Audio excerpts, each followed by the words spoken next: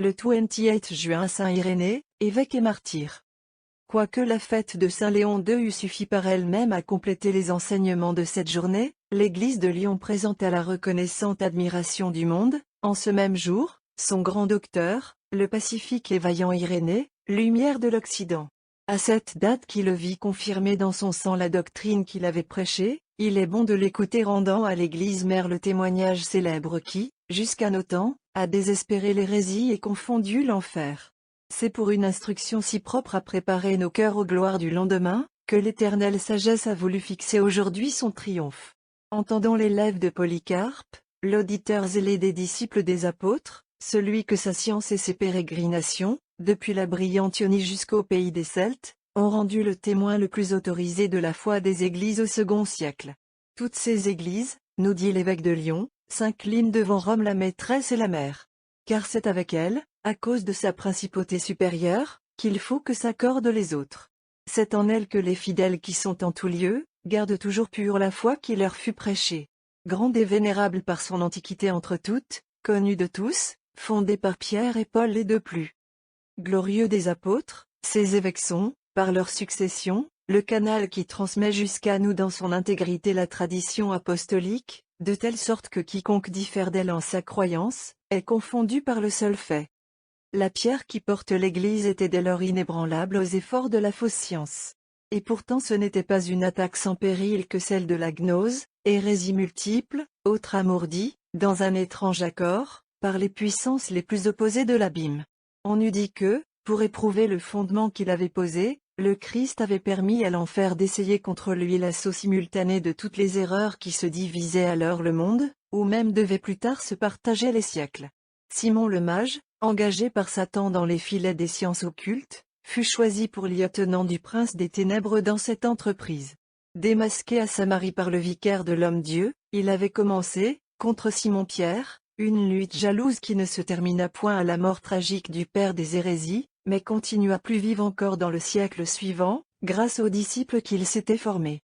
Saturnin, Basilide, Valentin ne firent qu'appliquer les données du maître, en les diversifiant selon les instincts que faisait naître autour de la corruption de l'esprit ou du cœur.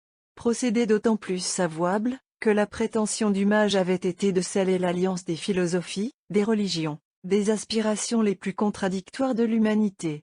Il n'était point d'aberration, depuis le dualisme persan, l'idéalisme hindou, jusqu'à la cabale juive et au polythéisme grec, qui ne se donnassent la main dans le sanctuaire réservé de la gnose.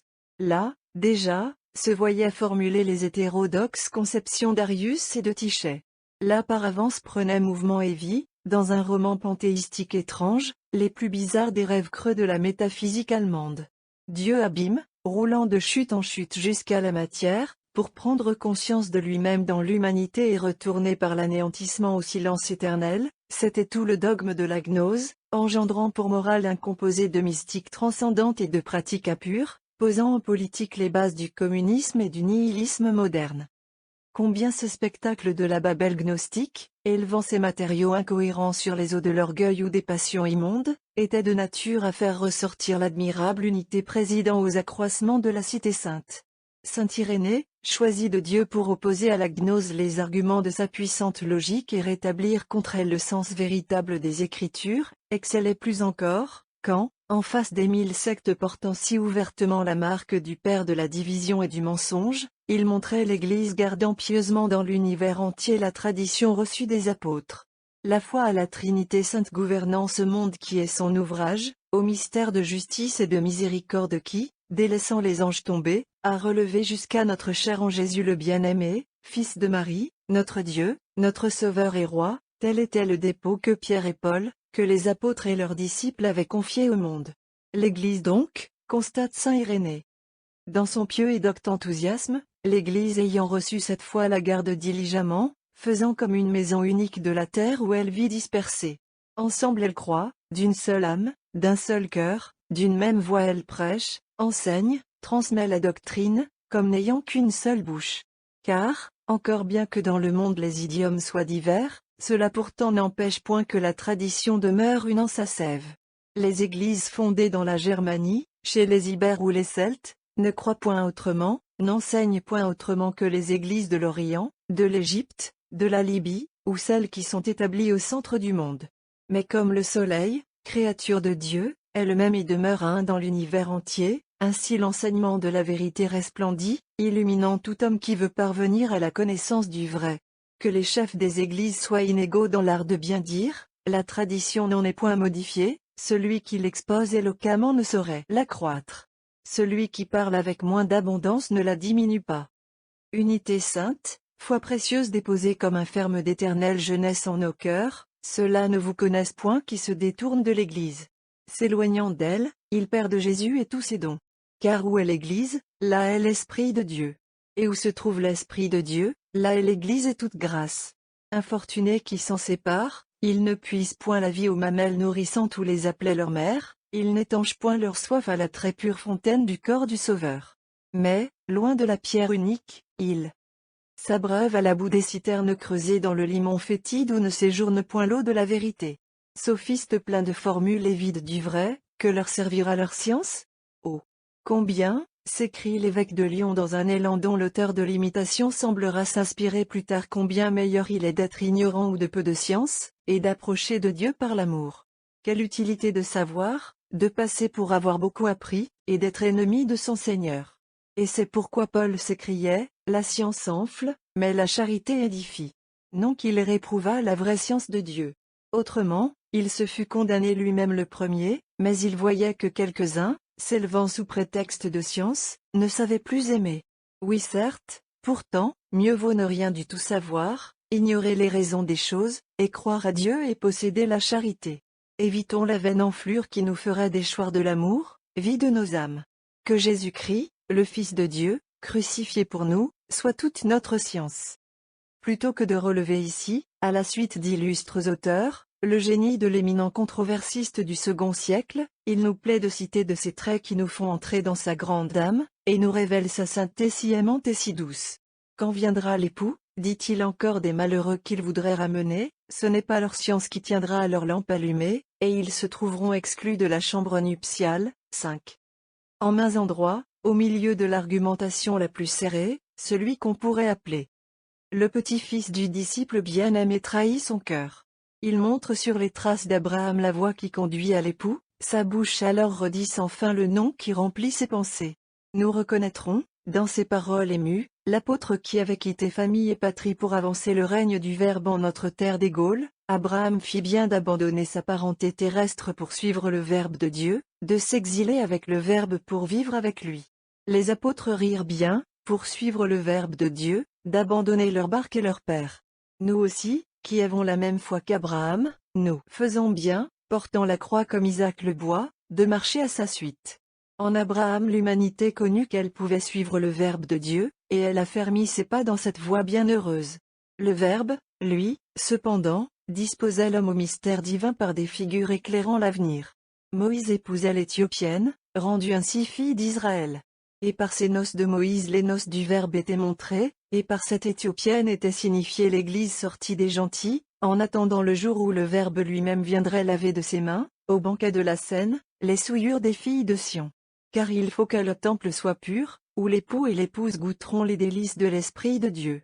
Et comme l'épouse ne peut elle-même prendre un époux, mais doit attendre qu'elle soit recherchée.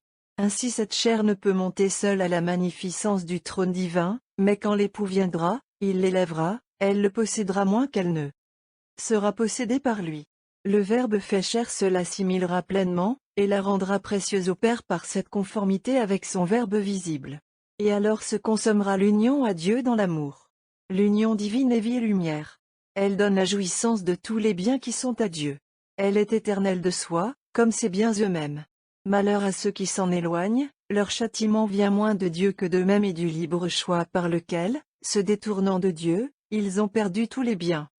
La perte de la foi étant, de toutes les causes de l'éloignement de Dieu, la plus radicale et la plus profonde, on ne doit pas s'étonner de l'horreur qu'inspirait l'hérésie, dans ces temps où l'union à Dieu était le trésor qu'ambitionnaient toutes les conditions et tous les âges.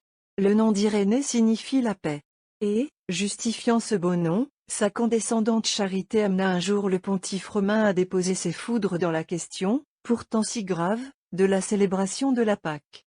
Néanmoins, c'est Irénée qui nous rapporte de Polycarpe son maître, qu'ayant rencontré Marcion l'hérétique, sur sa demande s'il le connaissait, il lui répondit, « Je te reconnais pour le premier-né de Satan. » C'est lui encore de qui nous tenons que l'apôtre Saint Jean s'enfuit précipitamment d'un édifice public, à la vue de Cérinthe qui s'y trouvait, de peur, disait-il, que la présence de cet ennemi de la vérité ne fît écrouler les murailles, tant, remarque l'évêque de Lyon, les apôtres et leurs disciples avaient crainte de communiquer, même en parole, avec quelqu'un d'eux.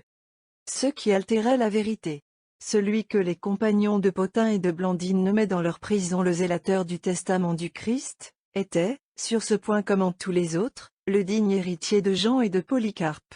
Loin d'en souffrir, son cœur, comme celui de ses maîtres vénérés, puisait dans cette pureté de l'intelligence la tendresse infinie dont il faisait preuve envers les égarés qu'il espérait sauver encore.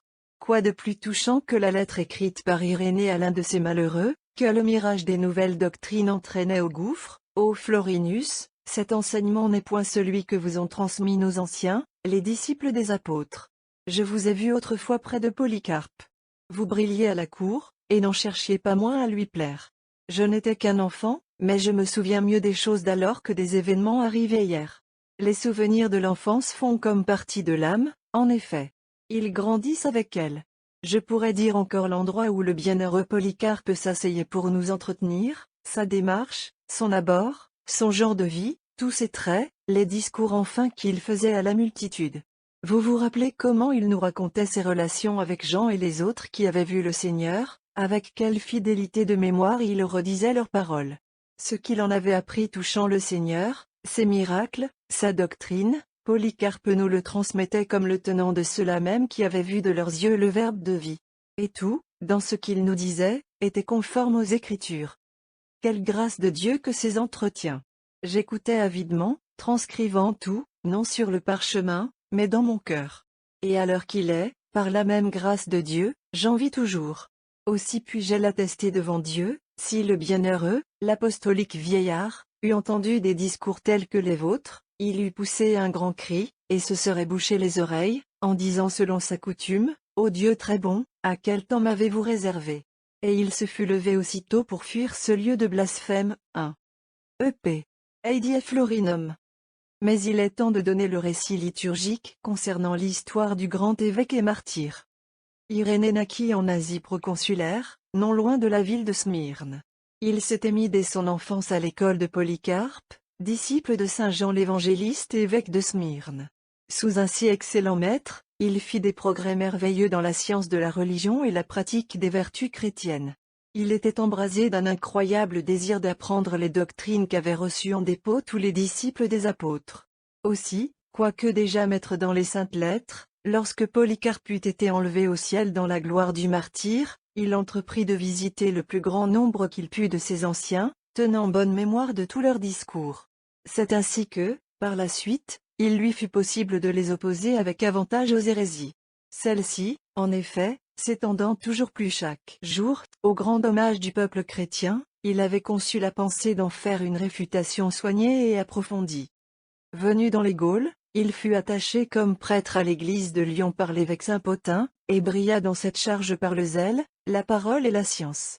Vrai zélateur du testament du Christ, au témoignage des saints martyrs qui combattirent vaillamment pour la foi sous l'empereur Marc Aurèle, ces généreux athlètes et le clergé de Lyon ne crurent pouvoir remettre en meilleures mains qu'en les siennes l'affaire de la pacification des églises d'Asie, que l'hérésie de mon temps avait troublée. Dans cette cause donc qui leur tenait à cœur, ils choisirent Irénée entre tous comme le plus digne, et l'envoyèrent au pape Éloter pour le prier de condamner par sentence apostolique les nouveaux sectaires, et de mettre ainsi fin aux dissensions. L'évêque Pothin était mort martyr. Irénée lui fut donné pour successeur. Son épiscopat fut si heureux, grâce à la sagesse dont il fit preuve, à sa prière, à ses exemples, qu'on vit bientôt, non seulement la ville de Lyon tout entière, mais encore un grand nombre d'habitants d'autres cités gauloises, renoncer à l'erreur de leur superstition et donner leur nom à la milice chrétienne. Cependant une contestation s'était élevée au sujet du jour où l'on devait célébrer la Pâque.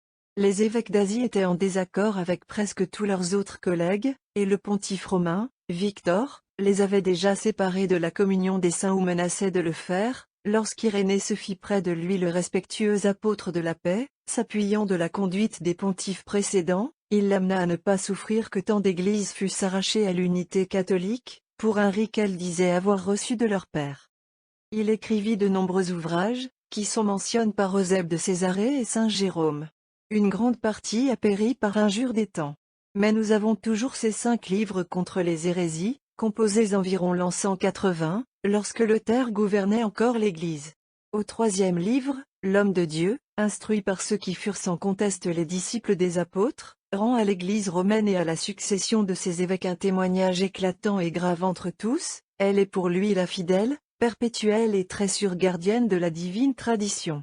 Et c'est, dit-il, avec cette Église qu'il faut que toute Église, c'est-à-dire les fidèles qui sont en tout lieu, se tiennent d'accord à cause de sa principauté supérieure. Enfin il fut couronné du martyre, avec une multitude presque innombrable d'autres qui l'avaient amené lui-même à la connaissance et pratique de la vraie foi. Son passage au ciel eut lieu l'an 202. En ce temps-là, Septime Sévère Auguste avait ordonné de condamner au plus cruel supplice et à la mort, tous ceux qui voudraient persévérer avec constance dans la pratique de la religion chrétienne. Quelle couronne est la vôtre, illustre pontife? Les hommes s'avouent impuissants à compter les perles sans prix dont elle est ornée. Car dans l'arène où vous l'avez conquise, un peuple entier luttait avec vous. Et chaque martyr, s'élevant au ciel, proclamait qu'il vous devait sa gloire. Versé 25 années auparavant, le sang de Blandine et de ses 46 compagnons a produit, grâce à vous, plus que le centuple. Votre labeur fit germer du sol empourpré la semence féconde reçue au premier jour, et bientôt la petite chrétienté perdue dans la grande ville était devenue la cité même. L'amphithéâtre avait suffi naguère à l'effusion du sang des martyrs. Aujourd'hui le torrent sacré parcourt les rues et les places, jour glorieux, qui fait de Lyon l'émule de Rome et la ville sainte des Gaules.